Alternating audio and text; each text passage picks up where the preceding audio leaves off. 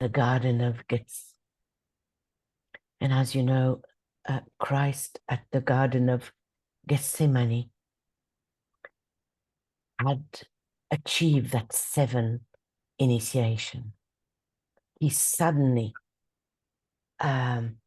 became aware of what his Father in heaven, or our Father in heaven, had in mind, because he was also inspired by the angel. An angel came to him to enlighten him. And so I was just having a look at what sort of thing did he have? What did he contact? And there it is here. It is that one can arrive at that some faint comprehension of that great whole in which our planet and our planetary logos are but a part.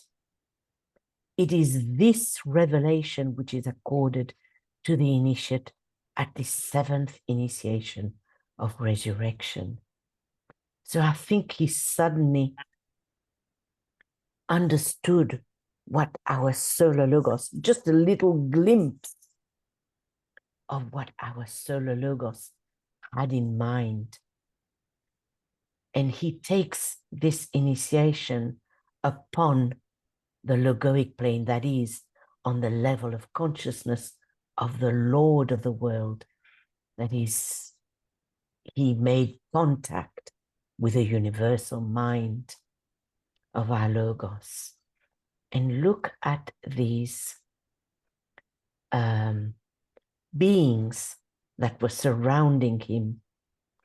At this initiation, that is the 7th, the initiator is attended, that is the planetary logos, is attended by 2 groups of beings. One, a small group of the knowers of the purpose, the custodians of the will, and the other, a much larger group called the wise ones and the attractive energies of Shambhala. They are, in a way, these two groups embody the will of deity, of the solar logos, the will to good. They are the directing agents and are the correspondents to the Ajna center of mankind. Only here it is the Ajna center of the planetary logos, in the same sense as Shambhala, as his head, center, hierarchy, his heart, and humanity, the creative throat center. So these are quite exalted beings. You know, they are the forces of light, or part of the forces of light at Shambhala. So no wonder that at Easter there is such a downpour of light. And you ladies, particularly, the candle that you've seen is a representation of that light. You know, you saw a big candle and then lots of little lights. And it's that light, these forces of light, the knowers of purpose, custodians of the will and the wise ones, and the attractive energies of Shambhala.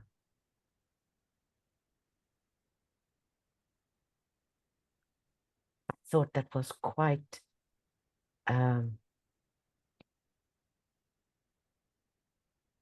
awesome in the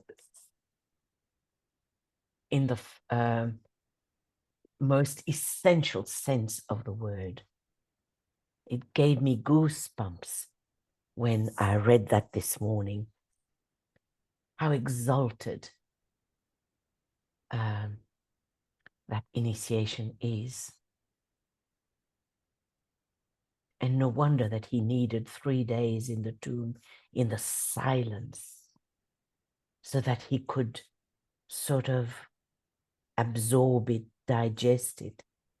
And because that must have been such an awesome, terrific, powerful experience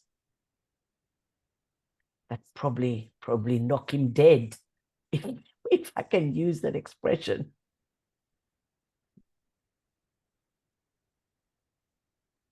Knock you alive. Yeah. Knocked him out.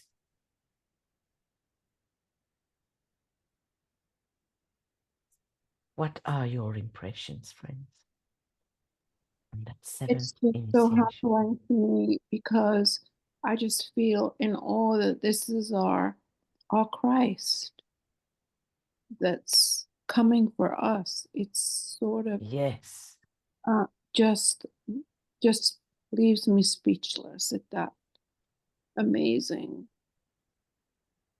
realization. mm-hmm.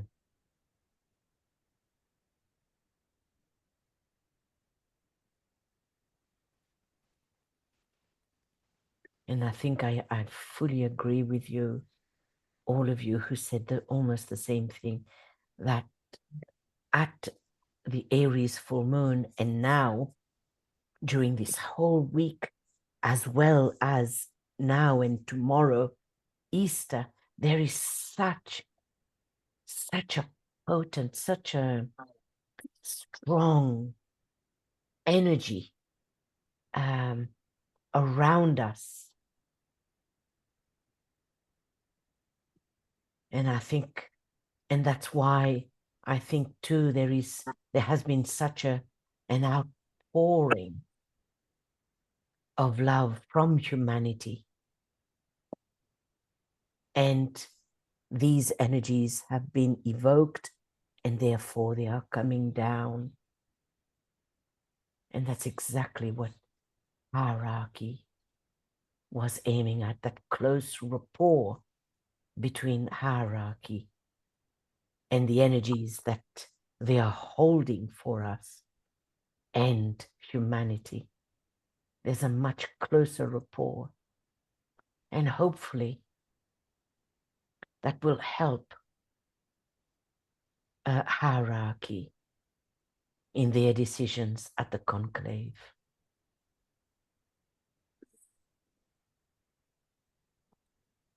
I think what you're also alluding to is we're so accustomed to looking at Easter as a event of Christ on the cross.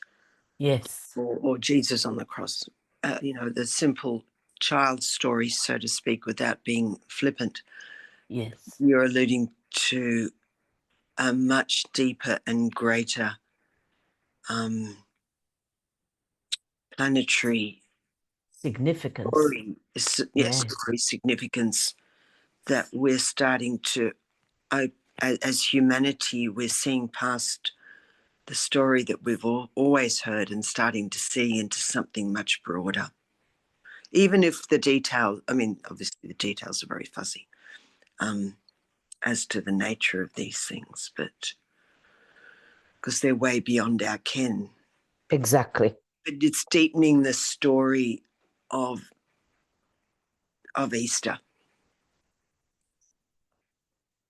It's a much deeper story. Mm. And it has echoes of planetary wholeness in it. Yes. Yes. The resonances, that's what I'm picking up. Yeah. In not just for us, but for everybody. Yeah.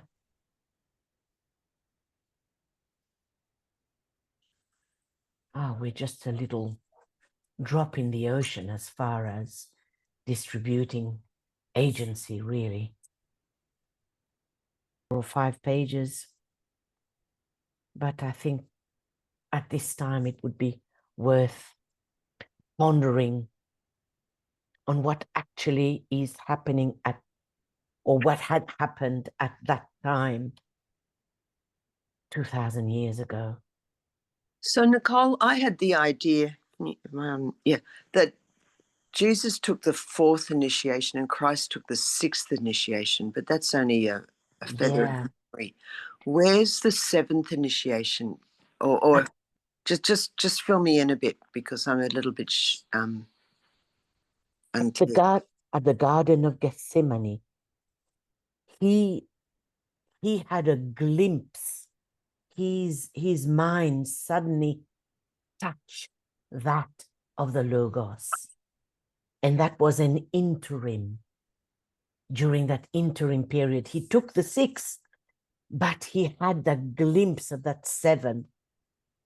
And I can show you, I will send you, tomorrow, I'll get it ready. Okay.